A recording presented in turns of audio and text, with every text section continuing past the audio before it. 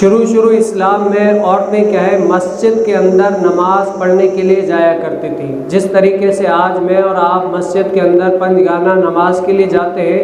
اسی طریقے سے پہلے کے دور میں عورتیں بھی اسی طریقے سے پنجگانہ نماز کے لیے مسجد میں جایا کرتی تھی۔ تو حضرت سیدنا عمر بن خطاب رضی اللہ تعالیٰ عنہ کی گھر والی بھی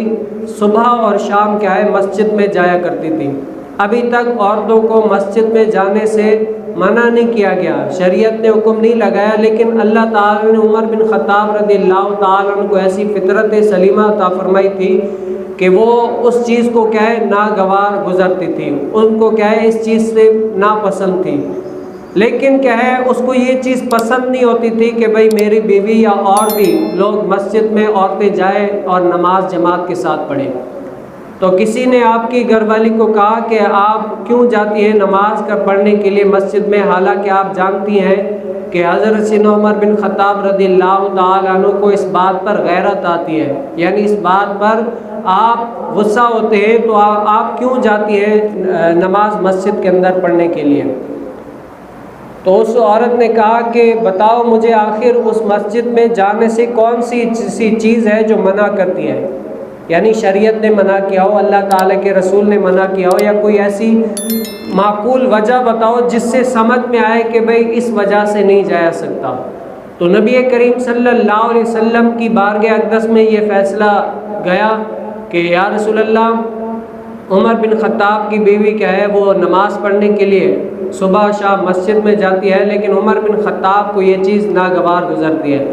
اور حضرت سیدنا عمر بن خطاب رضی اللہ تعالیٰ عنہ کو اس پر کیا غیرت آتی ہے۔ تو اب آپ شرعی حکم ارشاد فرمائیں کہ کیا حکم ہے؟ تو نبی کریم صلی اللہ علیہ وسلم نے اس وقت وہ حکم ارشاد فرمایا تھا کہ اللہ کی بندیوں کو اللہ کی مسجد میں جانے سے مت روکو، کیا ہے ان کو جانے دو۔ جہاں دیگر بات تم عورتوں کی رکھتے ہو، جانے دیتے ہو، خرید و فروخت یا اور کسی اور بہت سارے کام ہیں جس کے لیے وہ وہاں پر جاتی ہے، تو اللہ کے گھر میں جانے کے لیے بھی اللہ کی بندیوں کو روکو نہیں، بلکہ کیا جانے دو تاکہ وہ عبادت کرے، ریاضت کرے اور جماعت کا ثواب پالے۔ تو یہ اس ٹائم پر تھا جب ابھی تک شریعت کما حقو نازل نہیں ہوئی، مکمل نہیں، ابھی تک کیا دین نازل ہو رہا ہے، اور مصطفیٰ جان رحمت صلی اللہ علیہ وسلم نے اس ٹائم پر منع نہیں کیا تھا، عورتیں مسجد کے اندر آ کر نماز پڑھا کرتی تھی۔ تو جیسے دین اسلام پھیلتا گیا، پھر جیسے دین آگے بڑھتا گیا، پھر لوگوں کی ایسی حالت دیکھی جو حضرت سیدنا عائشہ صدیقہ رضی اللہ تعالیٰ عنہ کی حدیث مبارک آپ نے کئی جمعہ مبارک میں یہ سنی کہ حضرت سیدنا عائشہ صدیقہ رضی اللہ تعالیٰ عنہ نے فرمایا کہ اگر یہ حالت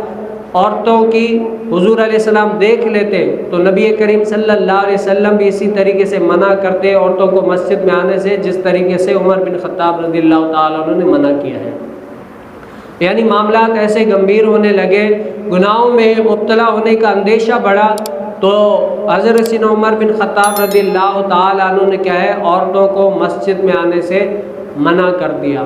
اور اس کے بعد کیا ہے عورتیں مسجد میں نہیں آتی بلکہ کیا ہے وہیں پر